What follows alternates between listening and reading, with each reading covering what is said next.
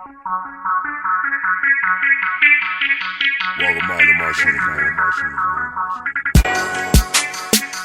what a feeling. It's more to a story when you count up who you dealing with. Losing's not an option, a subject or a predicate. They say the sky's the limit. Yes, I'm busting through the ceiling. Miles to Mogul. I do you one that's better, rather show you than I told you. Yeah, and everybody sweating know you until you go Super Saiyan on them. Goku. Everybody sweating know you. Everybody sweating know you. Now. Everybody sweating know you. Everybody sweating know you. Now. Hi, I'm Miles Bloxson, and this is my first season of Miles To Mogul. I'm finally getting it right now. And I wanted to start out with people that I personally have crossed paths with, people that inspire me. Every time I speak with this particular person or gentleman, I feel like I always leave with some free game, and I always feel inspired. And the fact that he's from Austin, where I'm from, means the most. So without further ado, today I have artist, creator, producer, vibe curator, owner, executive, community leader, and mastermind, J Soulja. Bam. I fuck with that intro. What's happening? I'm here. What's going on? I totally almost ran out of adjectives trying to describe like who you are. I didn't want to leave anything out. Did I leave anything out there? You did an incredible job. I wish I had the right articulation to put the words together for that. Nah, you did that. You nailed that for sure. I love that. So being that we're both born and raised in Austin, we're both doing what we love for a living. I kind of just wanted to talk about like the ways that maybe that we were raised, right? Like I was always raised on the fact like you get a good job, you get benefits, you don't necessarily love what you do. So I took a non-traditional path, which wasn't the easiest thing. Yeah. And I had a lot of people in my life that were telling me like, no, you need to just, be a tech exec, or you need to do this, or you need to do that. So how did you stay focused being from Austin and all the things that could have came at you like throughout your life with people telling you different things, or did you even go through that same experience? Yeah, I definitely went through the same experience. Like, my parents weren't early supporters, and me being a rapper, you know what I mean? But I think that what drove me to kind of go over a lot of those humps was the fact that they were looking at me as somebody that could be more and do more. So they pushed me for more. It was almost like, yo, if you're going to rap, have a trade. If this is what you're going to do something that's going to always make you money, be valuable.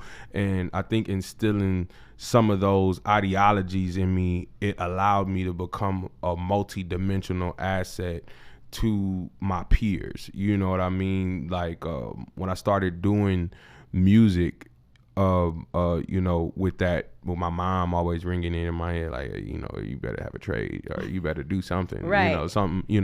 And even my dad is like the super like finance guy in the family, like super just anal when it comes to just money, what you're going to be doing with your life. He really just kind of is like, yo, it's black and white, it's not really too many, I don't know, like my pops. Is he logical? Like more logical? Yeah, for sure. Definitely like, yo, it gotta be 1 + 1 is 2. It's not really like a faith, in the essence of like believing that your dream could come true to him. Right. It's like a fairy tale life, right? And you're like, nah, I see it. The vision is so clear. Facts. But if I could just get a couple people that are close to me to believe in it too, then I'd be money. Yeah. And I think even with, even with that, like it put me in a space where, I was taking classes for graphic design real early. And that was like my first introductory trade into, like, hey, if I wanted to be in this career field, how can I be an asset, and it was originally like the first conversation was, what can I do if I want to rap? What can I do to take a fee off of my plate? Right. If I pay for studio time and I pay for graphic design, in my head, I thought, well, I could record at the crib because I've always worked with people that recorded at home. My first introductory of somebody, like my first time making music was with somebody recording on like a fucking webcam mic, you know, and you know, we were on a interface called Sony Acid at the time. Wow. And this was like 2000 and maybe like 2002. So this is a long time ago, you know, and we were on these platforms already putting music out. This is prior to MySpace even being like a serious interface for uploading your music. I was already hip to that. So to me, an expense of the studio wasn't a thing. Like I was like, I'm not going to be an engineer. I can record myself. I need to invest into this, like the art side of the game. And that's kind of like what kind of got me into that space of just like really taking like a belief in the logic and having that fine balance between the two of them of like, yo, I can, you know, of course I want to be the biggest fucking rapper alive in my head, right. You know, but here are some logical steps that I can take to get there and that I can add to my repertoire of tools to be able to put me in rooms that I probably couldn't be in as just a rapper alone. Do you feel like those experiences made you like multidimensional? Is that why you have so many different skill sets? Because it's like, well, this person didn't come through for that, so I got to figure that out. I don't have an engineer. Maybe I need to figure that out. I don't have nobody to sit here and produce my record. Maybe I need to figure that out. Yeah. You know what I mean? Yeah, it was definitely like a lot of that, you know, but I don't want to say it was more like, I don't want to say like it was because I had a scarcity in it. It was just more so like, man, how do I put the right pieces together? You know what I mean? To make what I'm trying to make. Yeah, you know, if you know, because even to this day, like as a graphic designer, if there's stuff that I don't know how to do, I'll pay a designer to do it. You know, gotcha. Just because it's like, it's at the end of the day, it's the goal. Like, what right. what am I trying to convey? If whether in any art, whether any project, like the goal is the goal. And if there are things that I can't do, I don't ever have an issue reaching out or outsourcing to anybody, you know, even if I feel like I'm well-rounded in it. If anything, it makes me get better quotes because I know what you're doing. So, yeah. Plus, it's like time versus investment, right? Mm-hmm. Like, if this is going to take me 5 or 10 hours and I could be doing something more productive, right. Then maybe I should pay for that service. Facts. Versus dealing with somebody that's a professional in that service that can bang that out in like 30 minutes. Yeah. So it's just, to me, it depends on, too, like what matters to you the most, right? Yeah. So as you started to like hone in on your craft and people started becoming, like people close to you in your life started believing and seeing the vision, did you feel a disconnect like from anybody who couldn't per se see the vision or come along with you? Yeah, it was people who I was making music with at the time that I had aspirations of doing some of the biggest things in my career. You know, at the time I was with a group of guys, same time I met DJ Napalm, you know what I mean? I'm already working with like a group of individuals at the time, and I happened to meet DJ Napalm along the way, and we ended up aligning with each other, and he's been my DJ ever since. But, you know, even before then, like, you know, I'm working with this group of people thinking that we're on the same page towards, you know, the path of the what goal, we're trying to go, right? You know what I mean? And you start realizing, like, people have their own ideas and perspectives of what success is. Absolutely. You know?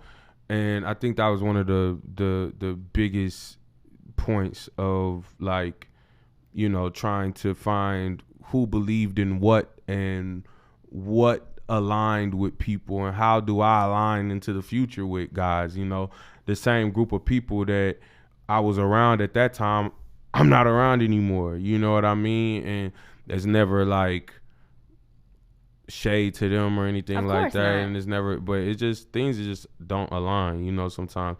And even like with people's belief system, you know, like that stems from perspective, you know. Absolutely. If that, you know, when what you believe in stems from what you've been exposed to, what you've been indulging in, how are you feeding your brain, all of that type of stuff. So it's like, you know, that's why it's always important to be around people who are thinking further than you, or being around people who have, you know, like-minded per se. You know, it's important. You know, I just always have been somebody who has just tried to anytime that I've gone into things, whether somebody believed or not, I always try to work in a space where I'm looking at the great in people. I don't ever look at anybody for what they aren't doing. I'm always striving for how can I bring the maximum out of you? Because I'm fucking with you because of your maximum. Right. I see the maximum because Right. that's what I feel like is my trait. Like, I feel like,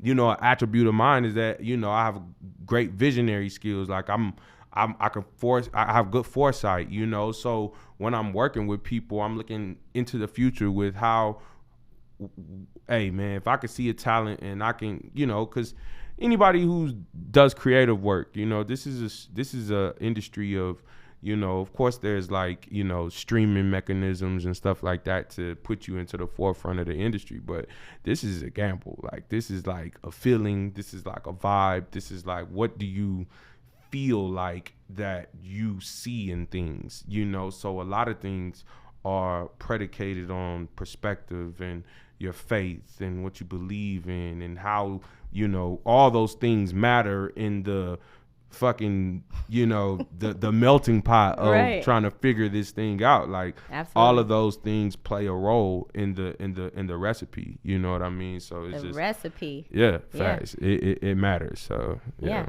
I have to agree with you earlier. You said, you know, exposure changes your perspective, right? And I always say exposure breeds expansion.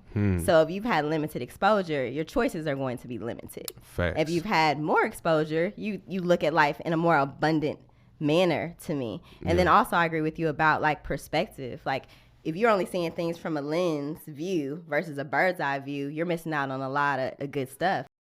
So I know that you said you lost a couple of people along the way and you met Napalm out and about, but how did you find more like-minded individuals, like to form your team or the people that you have around you? Because every time I see you have a team and everybody plays their position, and I feel like it takes a good leader to have a good team and maintain a good team and motivate a team. So for everybody to want to do what they do. I know you say you were a visionary earlier and like you're really good at finding out what people's talents are and going from there, but how did you even put the team together? Man, trial and error, for real. Like, I had to have those moments with people where there were falling outs, there were miscommunications, there were promises to one another where things would, hey, we're gonna do this, and it doesn't fall through. And then you sit with yourself sometimes and you try to figure out, like, you know, either you play the blame game with the situations or you look at yourself and figure out how do you fix yourself. And I think that I've been able to bump shoulders with the people that I've been able to work with, like Napalm, even, you know, even, you know, just, you know, a lot of my peers and stuff like that right now, just off of being a product to responding to the things that I've lost in my life. Like, knowing that, hey, I responded to these things in a proper way, and they've sculpted me ultimately to have this perspective, like a universal perspective of understanding everybody has things going on. And I think that's like the hardest thing, is that as a leader, you know, when we try to steamroll projects and we try to do things as bosses, like, we want everybody to move on our time and on our watch and under our circumstances. And it's like, you have to be logical. You have to be flexible to people's things that they want to do. You have to be able to respect the fact that, you know, I said this before, like if I don't ever take the time to sit down and figure out what you want to do when you at the wheel, how can I expect you to respect me when I'm at the wheel? You Absolutely, know what I'm saying? that's a like, good one, yeah. And it's like I want to be able to be around people and allow them to be bosses. You know what I'm saying? I don't want to be the boss. And you feel me? Like, I want to be able to work with people who I know bring their expertise to the maximum. And how you do that is ultimately you start by working with people who do things that you have no fucking clue how to do. You know what I mean? Yeah. Because when you go into that, you work with somebody, now you're in a space where you're working horizontally instead of vertically with somebody. Now it's not a space of inferiority or superiority because I know how to do something and you don't know how, or XYZ. Or it's more so like, yo, I'm trying to learn. And even though I have this going on here, I'm coming to like we're coming down to an even kill level to bring value to one another. We're working side by side. We're teaching. We're teaching one another. We're learning from one another. You know what I mean? And I think it's just one of those things like I always say I live by this concept. Let's do it. All right, so this is my theory. So it's 3 C's to building culture. It's commonality, communication, and community. You know what I'm saying? So you want to have communication first, actually. You communicate, figure out what you have in common, you create commonality, and once you create a commonality from the communication, now you have a community. You know what I'm saying? So when you start intertwining these 3 things on a consistent basis, you create a culture. That's my perspective. So I've kind of always lived by like, all right, let's talk about it. Let's put it on the table. Let's see what you're trying to do. Hey, okay, cool. This is what I'm trying to do. Do we have these things in common? Does that align with what you're trying to do? Okay, bet. Perfect. I'm trying to do the same thing. Well, let's do that. And now we start curating the community. I think about these projects that I'm doing with like the pre-roll, with like the smoke out.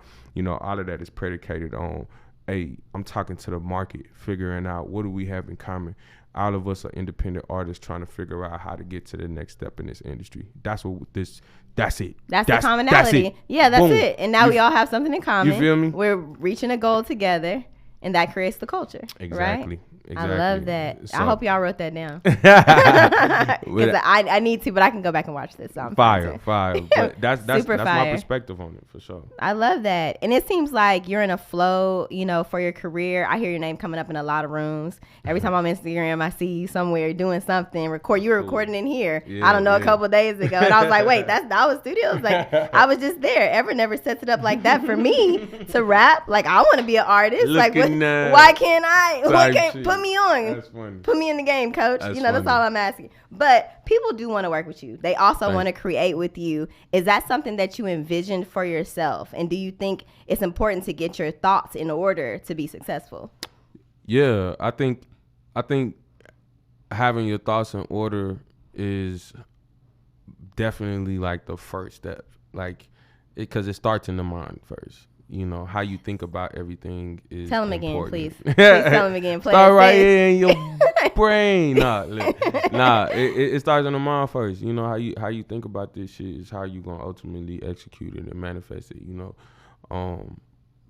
I think about this in a real like cerebral kind of way. I'm real tactical. It's the first thing I think of when I wake up in the morning. Like. This is just something that's important to me, that I try to like lead by example. You know what I mean?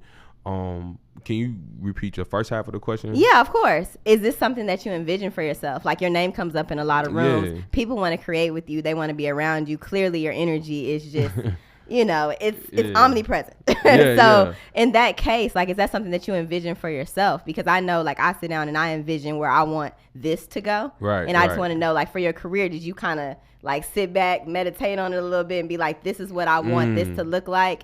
And has it looked like that or better? Because I find that a lot of times it looks better. Man, I'm going to keep it real. I'm going to keep this shit so real. Like, I wouldn't, if it, 10 years ago, I was not thinking that this would be what I would be doing. What? You know what I mean? Like, I think the more that I've been exposed to the industry and the more that I've been able to garner perspective through my experiences, I've shaped a new way that I feel like I want to be able to leave my mark. Leave my imprint on this game, I'm humbled that a lot of people want to work with me. Sometimes like mentally, like you be feeling like don't nobody want to work with you. Sometimes, like just on some honest real shit. Stuff. Like, I go through that. Sometimes you feel like that. Sometimes you feel like left out, like none of this really matter. Because at the end of the day, I don't think people really understand like the sacrifice in a lot of this stuff that I'm doing is like. I could be rapping. You feel me? Right. Like I could really be, because, this idea was, and Napalm could tell you, man, like a lot of this shit stemmed from, it was promoters in the past that would put us on shows, and when it's lit, they instead of us performing at the time span, we supposed to perform. The promoter want to rap. You know, wow. It's like it's. I purposely don't rap at none of the smoke out or pre-roll shows because of that. You want to give space for other people to come up. It's not, when I'm a promoter, I'm promoting. Right. You're not doing both. Yeah. I'm not curating this experience to implement me into this. This is a us thing. Yeah. You know, and I think for me, like you know, I would have never like understood the type of respect that comes with that type of shit when it like, because for the longest time, I'm gonna be honest, like all I cared about was just being the best rapper. Like I wanted people in Austin to know that no one can rap better than me. Like that's how I felt. Like and nobody, that's how I feel. nobody. I literally feel that no one can rap better than me in Austin. I love that. I think you need to feel that way. And I feel that way in the space because, you know, I put my 10,000 hours into this. Outliers, go read it. Yeah. I didn't, you know, I've lived this. I've sacrificed for the craft and the art of music. I was doing this shit when this was like when was not even like fathoming like how to even get that song on the internet. You know what I'm saying? Like, right. You know, I've been privileged to kind of like grow up in this, like the things that God sometimes like will expose you to, you know, and if you're aware of it enough, man, when I look back on it, like, man, I was on MySpace with 13,000 friends, you know what I'm saying, in middle school. Like, in middle school? Man, like this you know how to do the HTML coding and everything on the back end? HTML god. Oh, let me get some. Thank you. S4S. I'm dropping bulletins. I'm getting mad followers, mad friends, all of that. On MySpace. On MySpace. I was That's already crazy. HTML and going crazy. Like people would pay me to design their layouts. Like, oh my goodness. I would go off like that for real. I love that. So to be hip to that so early, you know, and to already be on the curve of the game, like when I met Napalm, my marquee project that I put out was 24/7. It was a mixtape, you know what I'm saying, and I put it out on Dat Piff, and I was on Dat Piff. I went viral on Dat Piff. You know, That's we crazy. did 20,000 downloads in a night. I used to love that. Yeah. And I'm on the, you know, I'm on the hot this week, all of the banners, all of the shit, you know what I'm saying? Like, so when I think about just all of that, you know what I mean, and to bring it full circle to where it's at now, to where I'm just on some shit like, yo, I want to be an executive. Like, for you the first person to ever introduce me as executive, you know. Wow. And that's something that I appreciate, you know, because a lot of my peers, they probably may think, but I'm literally leaning more into the executive space of this game. Like, I'm at a space where I'm kind of like, I don't want to say necessarily stepping away from rap, but stepping away from making my face the front of my brand when it comes to rapping, when it comes to this industry. I really, you know, believe in the leadership role. I really believe in the management role, and, you know, just continuing to build out opportunities in that space. So, you know, I would have never thought, you know what I mean? Right. Like, he's like, I never dreamed of this, for sure. Fuck no. Hell no. How important do you think it is for people to believe in themselves? I think it's probably the single most important thing, but I think that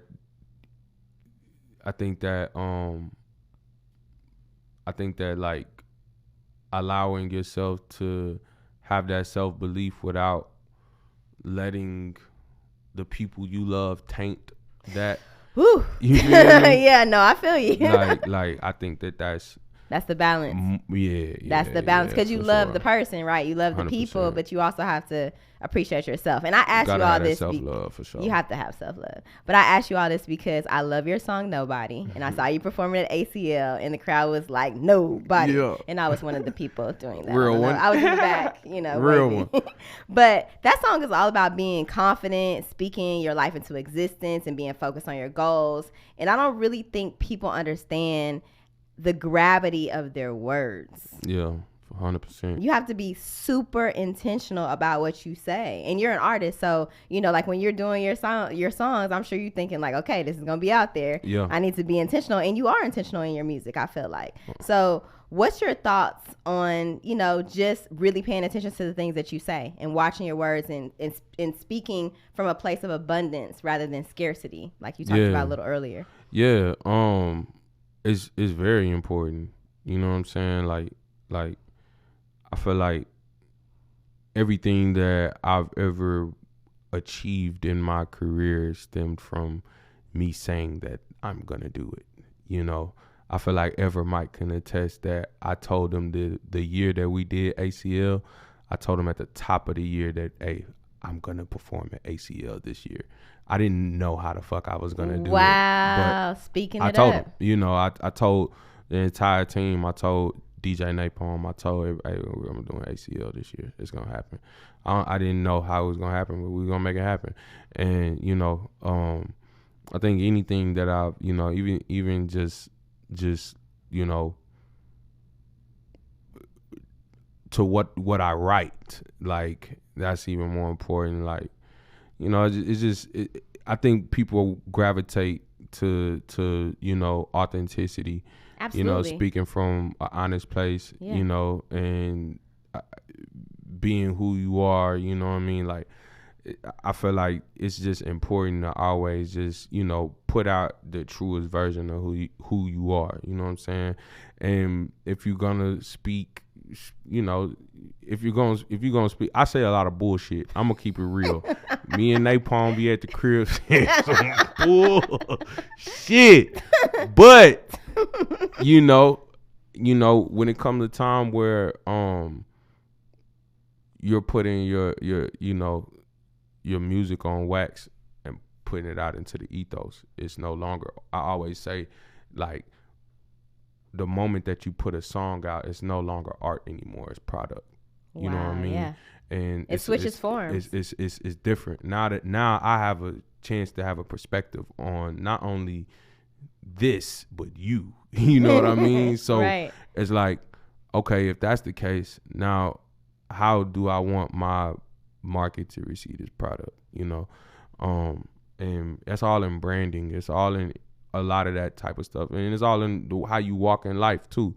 You know what I mean? Like what you saying to yourself. You know what I mean? How you feeling about yourself?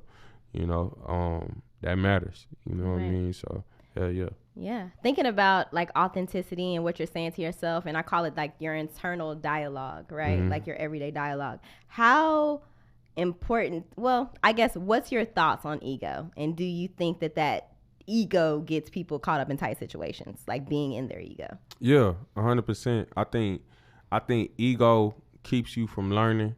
I think ego keeps you from a lot of things, but ego is so important. I was gonna say, is it important to a certain degree? Ego is so important. Yeah.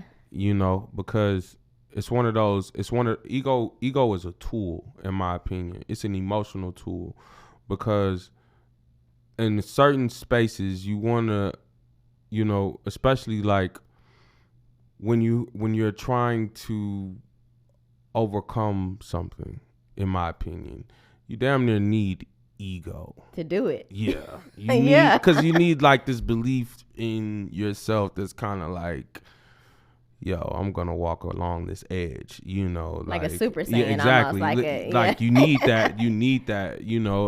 I think it's important, but I think it keeps you, sometimes when people don't know how to cut it on and off, and people just have it as an ultimate asset to their character, it's kind of like, it's like, damn, nigga, chill out a little bit. Can you like, sit down a little bit? Chill, I think people sometimes get ego confused with confidence. Absolutely, I think that I've been somebody that people feel like I have an ego. Nah. But I feel like people who have a issue with who they are sometimes can take you the wrong way too. That's a them problem. That way. A lot of times when people have things to say, what I've noticed in life, when they have things to say, or when you're bothering them in some way, it's like, okay, so you might want to check your internal dialogue, and see what you're lacking, because what I'm doing might be something that you feel like you're lacking, and that's where this conflict is coming from. It's not me; it's actually you. Facts. And sometimes it go like that, It be like that, yeah. But I think that the ego is definitely some of our greatest creators are they came in off of their ego. Because think about how much ego it takes for you to do something new, and put it out and say that I'm standing on this, standing on this, that this is the way. That takes that takes ego, so I feel like it's a great emotional tool to have in the right times. Yeah, you just have to learn, like you said, how to turn it on and off. Facts. And when to use it, because I feel like a good leader can also humble themselves. 100%. Right. So 100%. How important is it for you to have a good team around you, and how do you stay close to your team? Because from what I've seen, you're like the type of person that likes to put the team on and make sure y'all are all constantly sharing knowledge. It's not like you have this secret recipe and you're not sharing it. Like most people, right? Like when they become successful, it's like, I got the recipe, but I'm not really trying to give you the ingredients to it. But just know, I got it made. So how important is it for you to have a good team, and, how do you stay close to them and like tuned in and tapped in? Yeah. It's super important. At the time, being such a Swiss Army knife for my own career, I didn't know how to appreciate a team around me. I didn't know how to lean and ask people for help, but as I started thinking bigger about my projects, I realized that I'm only one person, you know what I mean? Like, I'm going to ultimately have to reach out to people and, bump shoulders with people who can help me expand my ideas and make some of these things come to life. But, it's also, the connection side of it really stems from, being able to, like you say, humble yourself as a leader, and just, willing to allow people to have the driver's seats of their own desires and the things that they want to do in their own careers. Like, a lot of my conversations start with, whenever I get the opportunity to work in groups or work, it starts with, hey, like, what are you trying to do? Mm-hmm. You know what I'm saying? Like, let me know what you're trying to do. Yeah. And then it's also just, hey, I'm going to make sure I do my due diligence to prove your belief in me not wrong. You know what I'm saying? Right. Like, because, a lot of times out of 10, when you got something that's scaling or something that looks great or something that has, energy moving, people want to get involved. And it's like, you get to assess, like, who do you want to have involved? But at the same time, it's like, how do we make this make sense for each other? And a lot of that stems from, getting on the same page. You know what I'm saying? That connectivity just stems on that. Hey, what are we having in common here? And what are you trying to achieve? I'd like to help you achieve it. You know what I'm saying? It's like a trade. Absolutely. And it's not even, I like to say it's a win-win situation. Absolutely. I want to work in a win-win situation at all times, and I believe it starts with, hey, what can I do to help you? You know what I mean? I've had this blessing of people come in and say, hey, J Soulja, I believe in whoop wop woo that you doing. I want to help you out. And I be damn near like, bruh, I don't even know how I can, you feel me? I don't know what I can do for you. know. I don't know how, and not even what I can do, but I don't know where I could put you at. I don't know, because I'm still learning this thing. Like, even in my team meeting with my squad today, like, I'm telling them, like, man, I'm still learning. Sometimes Always. I just don't have the answers to everything, because this is a journey for me as well. What I do try to make sure that I maintain as somebody in leadership is being consistent and making sure that I'm doing my due diligence and putting people's goals at the forefront as well as with mine, because I want to design production in conjunction with what your goals are. So if you want to be head of media and you want to do media things, my product and my goal is to align you to highlight your media skills. You know, if you want to do marketing or whatever the case may be, then my job as the leader is to align you to highlight your strongest attributes. You know what I mean? Because when I do that, that makes you it empowers you to want to work. It makes you want to go after it, because it's like, yo, this is what the fuck I want to do anyway. Right. You know, now I have something that, you know, I'm working with somebody who has these things going on that I feel like I can exercise my ideas in, and it not be a hindrance to me, because I'm not fucking with the middleman of the middleman of the middleman. You know, I'm talking to somebody who's the head of the operations, and we're working in conjunction to get the project solidified. You know what I mean? Yeah. So it's just, it's one of those things where it's just like, you know, just appreciating the team around you. You know what I'm saying? Just like walking in alignment, making sure that we all connected and we all on the same page. I love your mindset, because I feel like, you know, some people will look like, I got to keep, you know, people under me. I don't want people to expand and grow. And I'm like, that's not the way to do things. You're thinking from a scarcity place when you act like that. And I didn't know that before, because I used to act like that. I ain't gonna bullshit. It's okay. You. You've changed. I used to you be just told somebody. The people you changed. Yeah, nah, facts. Change, man. Looking at nah. I've been a man that was. I didn't know how to articulate that. Hey, we're all on the same page, you know. And, you know, sometimes people just, you know, everybody got their own paths. And I think, like, it starts with that question. Hey, like, what do you want to do? Right. You know what I'm saying? What made you change? Man, hurt too bad losing people, man, because I be emotionally invested in the projects. You know, I be emotionally invested into things, you know. I'm a very loyal person, you know, and being emotionally invested into business sometimes can fuck you up. You know, so sometimes I done had to just be in a space of just like respecting that this is business, and also learning the dynamic of how to build relationships. You know, it's a differential between relationships and partnerships. And I've learned now that I can build a relationship through figuring out if we have partnership first. And partnership is something that I look at as like, hey, how do we help each other in each other's lives? You know, if we find a space where we're helping each other's in each other's lives or in each other's projects, we can develop a relationship. You know what I mean? It's like when you playing basketball, you get on the fucking team with a group of people. You don't know who none of these is. You know, he's the point guard, he's the center, power forward, guard. You feel me? But everybody plays their role. You know that his role is that role, and then that partnership, y'all 3 games in, that's your dog now. You know what I'm saying? You feel me? Y'all been busting these niggas ass, and now that's your partner. For so sure. It's just like, that's how I look at this shit. You feel me? Like, I done been an athlete, man. I could have played, you know, college ball, and I don't want to say I could have went to NFL, but I definitely could have played college football for sure. He could play. You know what I'm saying? I had a highlight film. Nah, for real. Highlight reel. I love that. It's out there. It's out there. Look. But you know, it's just like sports. You know what I mean? It's Absolutely. Like, it's literally like the camaraderie in sports. You know what I mean? You're like building it up. Building a team. I don't be y'all win championships together. Y'all buddies now. Play y'all Kobe role. and Shaq wasn't the best of friends, but they did some things. You feel me? Yeah. Scotty and Jordan, the same thing. Bam. You Everybody know? got their own role. You know, we trying to, as long as there ain't none of the conflicts Right. that Scotty okay. and Jordan, everybody had.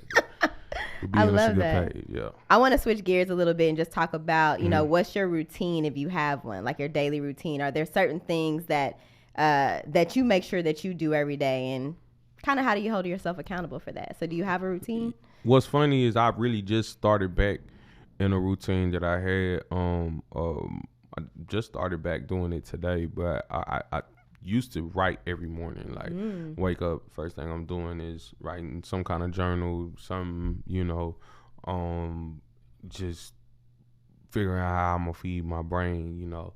But I fell into the habit of like waking up and checking my phone first thing in the morning. And that's I say like, you should not do that. man, But I do that it is too. my I'm worst sorry. habit ever. No. However, today, just making a decision that, hey, I'm gonna wake up, I'm gonna hit my journal, I'm gonna start a new book. I just started a new book called Lighter by Young Pueblo. Super fire. You like it? Super fire. Okay, we're gonna get into books in a little bit too. Yeah. Shout out my homie Eric the Chosen. He put me on. And you know, it totally, my whole trajectory of my whole day. Like I did everything I needed to do. It just put me back on track. You know, so little stuff like that. You know, just how I start my day is always like super sacred to me. You know what I mean? Got to get that medicinal in me. You feel me? You feel me? Have my time with the good Lord, and you know, have my my little writing session. We on a good path. So yeah. How do you hold yourself accountable for that? Because I know, like, I have like the way that I wish my day started off, but then versus the way that it actually does.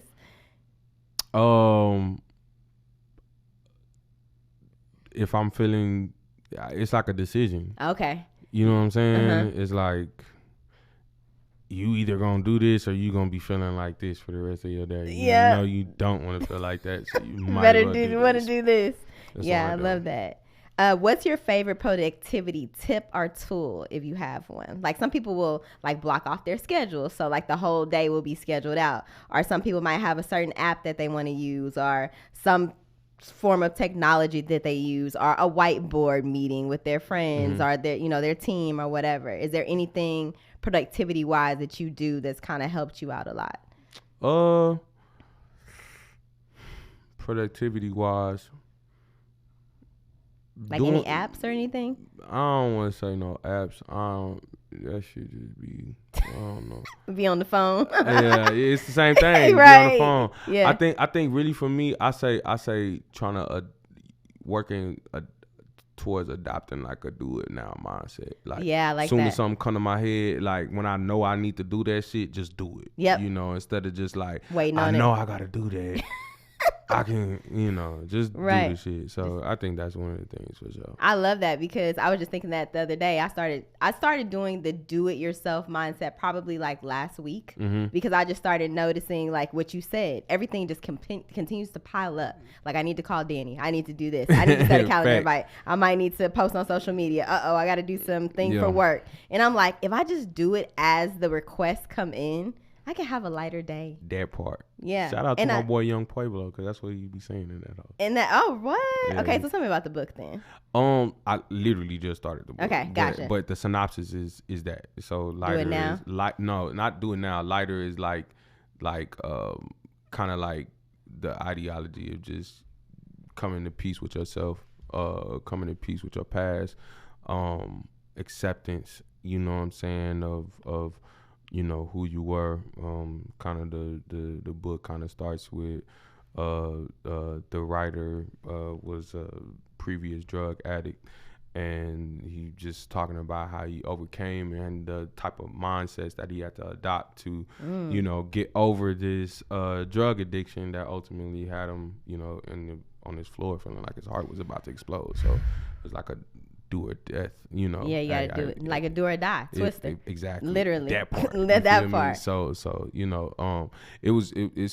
one of those things just about, forgiving yourself, forgiving who you were, and kind of just walking completely into the transitional phase of who you're trying to become. So okay.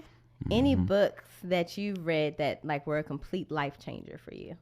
Man, the first book that I read cover to cover, I ain't gonna bullshit you, was probably, I ain't gonna say the first book I read, because I done read a lot of books since I was a kid.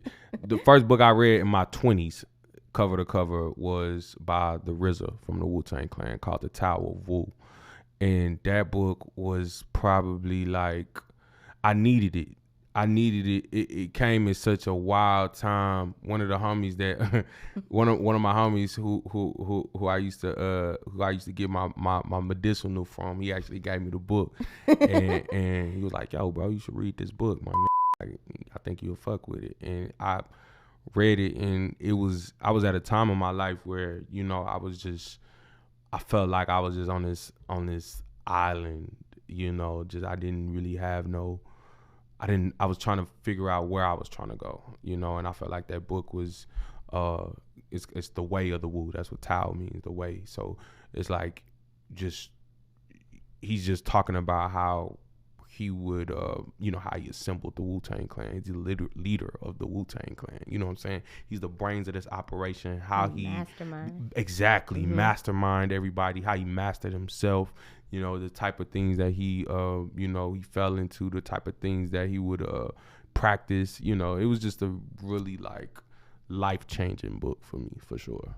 So now I gotta go read it. Thanks, yeah, you J gotta Soulja. go check that out. That's one of them ones for sure. It's a good one for sure. Perfect. I got to get into this technology talk. Okay. So we got this AI stuff going on. Man. I'm a little worried because I do voiceovers and I feel like they can find somebody that sounds just like me and not pay my little AI clone nothing. So how do you feel as an artist about AI? Are you afraid at all? Because like Drake and The Weeknd, you know, they had a song that came out. One of Drake's songs actually just sounded like him. And I was like, this could be a banger. I would dance to this in the club. I'm a little worried that AI sounds perfectly like the real Drake. Yeah. AI is a wild thing. One of the things that I feel like is a tough.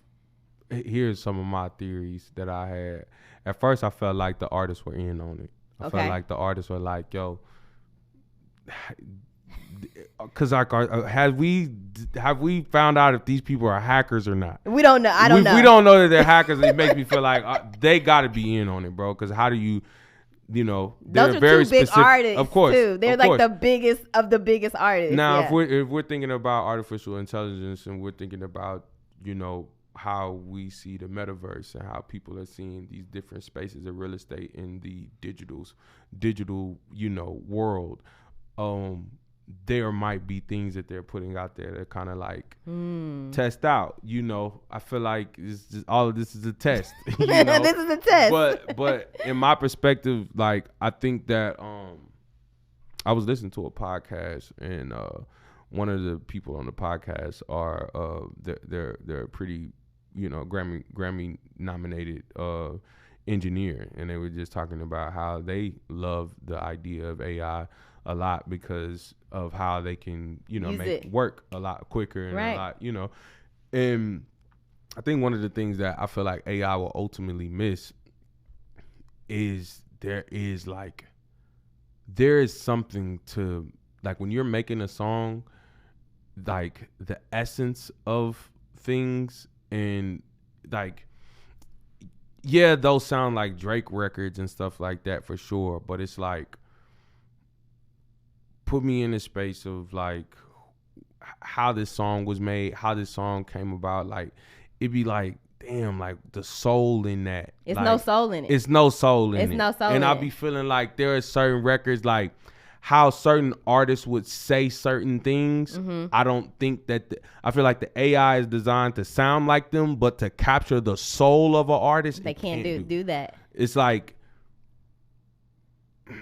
man, it's just certain things. Like, it's just I can't really articulate it right now. I know what you mean. It's like the certain way that people say stuff. Yeah. It's like Diddy saying, Yeah, facts. Yeah, it's like the energy that's put into that. You know what it sounds like. And and it's like you could digitize it for sure, but you know.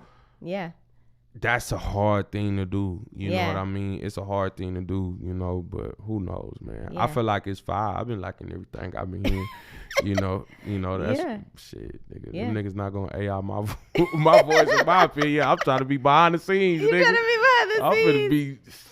I'm not gonna lie. Like one of my friends uses the chat GPT. That shit fire. Yeah, it is. I love that shit. It'll do anything. That for shit you. fire. I fuck with chat GPT. I do. No and cap. So one of my friends that's like a Grammy award-winning music producer, he's like, look, let me tell you something. All those little business plans that you have, all those little things, slideshows that you need to do, just ask ChatGPT to do it, and they're going to do it. So he walked me through it this past weekend, and I was like, whoa, why am I so behind in life? I shouldn't be. It can even write Instagram captions for you. I had to write my last post. If you read it, it was not fire. me. It was ChatGPT. Shout out to ChatGPT. I just said write something about overcoming your fears of public speaking, and it wrote this whole thing. And my friend explained it to me like this. He said, like 1 second. In 1 second, my friend said, "Look, this is an assistant without a soul." Mm-hmm. Do you understand what I'm saying? It is an assistant without a soul. It is a person without a soul. Facts. And when I started realizing that, I was like, dang. He's right. Yeah. Yeah. But it seems like they have some emotions. Yeah. You know what I mean? But who knows? And who knows where this is going? But right now, I kind of love it. But once it starts taking over and maybe I don't have a job anymore, I'm not going to be so happy about it. Oh, no, facts. Yes. We're going to have to go up in that bitch and get the bus. We're going to be like AI. Yeah. It's going to be like iRobot with Will Smith. Remember that? What movie was that? Yeah, iRobot was a fire. It was fire. Yeah. So we'll see. So be kind to your, all your gadgets at home, people. So I want to talk about what's the biggest L that you've ever taken and how did you handle it? Or how do you wish you handled it? Biggest L I ever took in business, probably I tried to throw a festival a little bit too early. And I was coming off of this is when I was doing the smoke out a little bit early. We were coming off of back-to-back consecutive sold-out shows. Had a chip on my shoulder. I'm feeling like, I'm trying to move in the right direction. And, somebody came and offered an opportunity to me where they put up a lot of capital for me to do a project. And I was like, hell yeah. But it wasn't any contract. I'm over here going off of, hey, man, you came and you say you got the money. You pulled up on me with the money. You shook my hand with the money, and I got the money. So let's run it, you know. So as the project furthered out, I've been hired essentially to, produce a festival, curate this experience for, for 420. And the event ultimately got, so the person who gave me the money, you know what I'm saying, I'm asking questions like, hey, what's the budget? What's the what's my wiggle room? Who do you want to perform at this? What does this look like to you? Being a coordinator. Yeah, trying to get a game plan together. Yeah. So, we ain't got no budget. It ain't no. I should have took that as a red flag, but I didn't. So I proceed to do what I was paid to do. I'm knowing. And the money that he gave me half of it up front. I'm expecting to collect the rest on the back end. So the event is presented by the Smokeout. So now I have brand involved. Yeah. And it comes down to where we start booking these acts that he wants to have here. And these are, some few celebrities. So I say, all right, cool. You got the money, it ain't no budget. Say less. So I reach out and start booking these acts. And it comes out closer to the show. It's time to start paying artists. We've already dropped flyers. We've already started selling tickets. Campaigning, marketing. Your brand's all over it. This motherfucker is rolling. It's happening. And you don't got the money to pay none of the acts. You don't have the money to pay nobody. You done told artists that they could perform and had some of these pay you. And you ain't tell me about it. You know what I'm saying? I'm the stage manager. I'm the producer. Everybody's coming to me about, hey, I need answers. I need what's going on. Oh, my goodness. So the money that I got paid and the money that I made during South by Southwest, I essentially had to dish it out. Dish all of that out. Paid all of the artists. Paid everybody. Made sure the show went straight. Lost the hugest amount of money that I'd ever lost. And how I handled it from there was pretty, what I learned from that was I tried to cover a problem by, bet I can just, let me just go back and just go again. Let me just throw an event super quick. Let me just make my money back real quick because I took a loss when I should have went back to the drawing board completely and got an understanding of why the things went the way that they went, because then I tried to throw another show right after that, and that was the first smokeout show that I threw that didn't sell out. So you need to slow down a little bit. Exactly. You know, it's just learning how to pace your projects, learning how to like not move so what's that? I don't want to say emotional. What's that word I'm looking for? Well, I guess, you know, not, you know, just move with more intent. You know what I'm saying? Just have a lot more purposeful steps with how you trying to maneuver after, especially after something like that, for sure. Yeah, so not responding to like react immediately, but doing some thinking on that before you, and being, like you said, intentional about your next moves when it comes to that. I mean, that's a big lesson right there. So shit, yo. Oh, glad you're here. Taught my ass. He's like, taught me. Understand me. So what is your biggest fear, if you have one, and how did you overcome that? Oh, man, I ain't gonna lie. I think, you know, not to be OD personal, you know what I'm saying? I think my biggest fear at the time was death. Death was my biggest fear. It'll be 5 years, May 19th, the passing of my son. Yeah. My son dying like totally eliminated my fear of anything. You know, I walk around this earth fearless, literally. Like, I used to fear death, so like I used to be scared to do things, like participate in things that my friends would do. 'Cause I'd just be like, I don't, you know. I was so nervous. I was scared to live almost, you know. You limited yourself and everything based on that, like that little lens that we talk about. Perspective. I just moving, you know, and I had a very cautious father. My dad was, you know, in the streets growing up, you know what I'm saying? So he put a lot of his fears and shit like that in me. So I lived so, you know, it's hard to break that. It's hard to break those habits. Facts. So I think, after my son passing, it just put me in the perspective that, man, like, I can fade anything. He can fade it. I can fade it. So it's like one of your greatest life teaching sessions. 100,000%. 100,000%. That situation let me know who I am. It let me, like, ain't a lot of niggas been punched in the face with life with that kind of shit, you know. There ain't a lot of niggas that can say that, you know, they done been through some shit like that, you know. So it's like, you know, when you go through those modes of isolation, you know, with people, you know, and you know what I'm saying? Like, it's just unique, you know what I'm saying? Like, it's just unique. So, like, me to go through that shit and come out on the other side, know I'm still, like, I got people who done went through some wild shit, and, you know, they not the same person no more. Yeah. You know, I'm thankful that I done went through that shit. I'm not the same person, but I'm a better person, you know what I mean? I got niggas who done... Yeah. You feel me? It either makes or breaks you. No, life, facts. the things that you go through, it's either you come out stronger on the other side, or you kind of sit in that emotion 100%. and you just kind of let it take over you. So, but I mean, when I'm around you, always inspiring, always great energy. I have to know, like, who inspires you and who do you get your game from? Like, who are your go-to sources for game, and like, where do you get your inspiration from? Bruh, I get my inspiration for real from just experience. Like, I ain't never had, like, I can't say I had nobody, like, in the span of my career that was like, oh, this the big homie through my whole career. Like, it be moments where niggas done put me under their wing, but it be just moments. I ain't never just had somebody that I'm just, like, indulging in.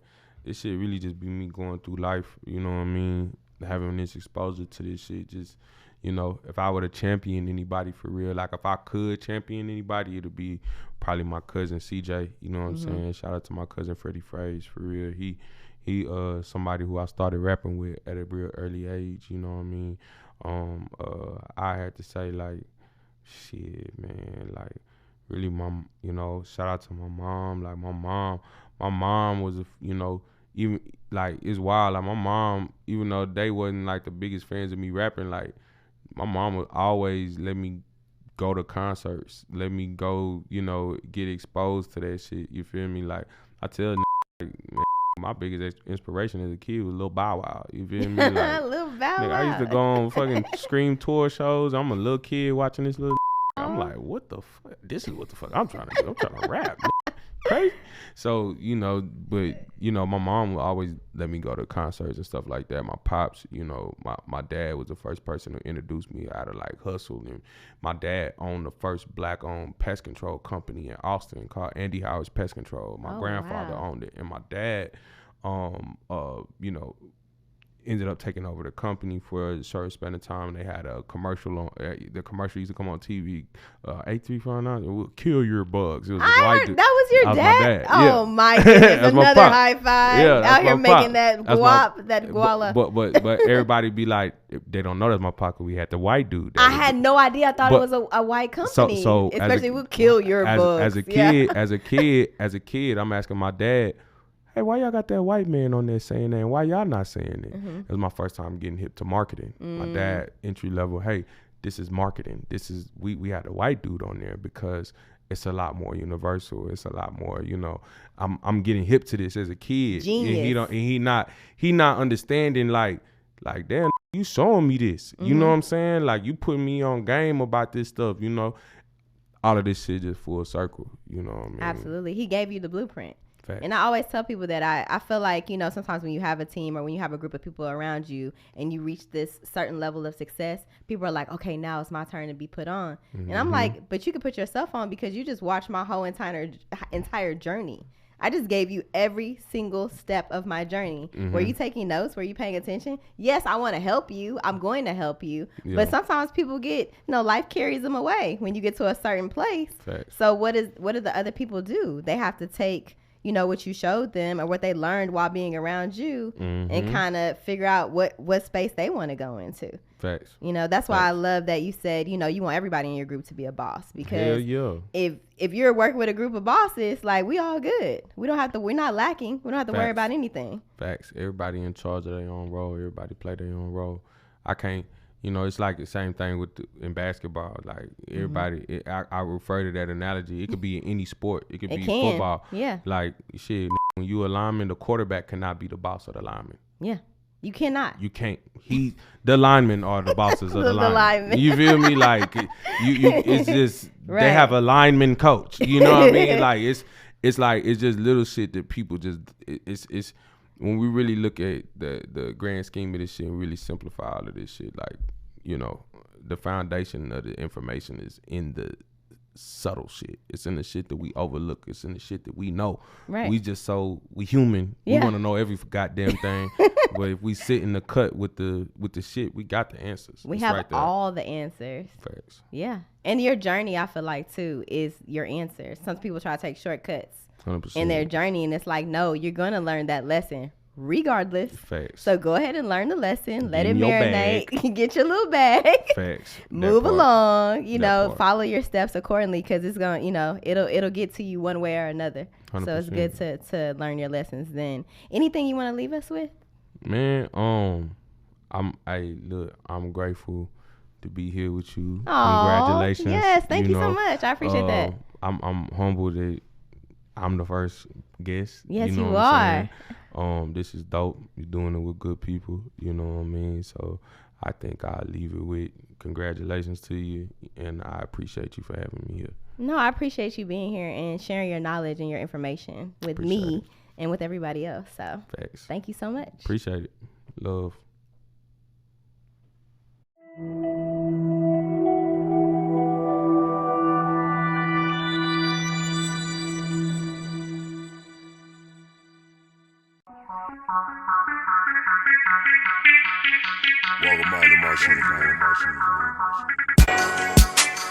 Oh, what a feeling. It's more to a story when you count up who you dealing with. Losing's not an option, a subject or a predicate. They say the sky's the limit. Yes, I'm busting through the ceiling.